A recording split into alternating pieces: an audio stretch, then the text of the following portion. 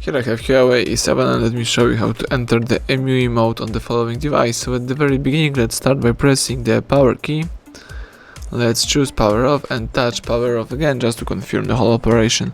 Wait until your phone will be completely switched off, and afterwards let's use the following combination of keys, power key and volume up. So let's hold down together these two keys for a couple of seconds, keep holding both keys and release them as soon as HUAWEI logo pops up on the screen. Let's just wait a couple of seconds until the EMUI mode pops up, and this is the EMUI mode of the HUAWEI. It's also the recovery mode. Here we can navigate by using both volume keys.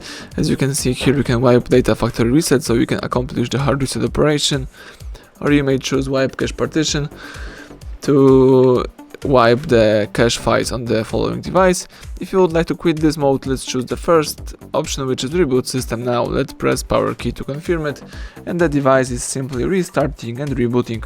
So let's just wait a few seconds until you will be able to use your device.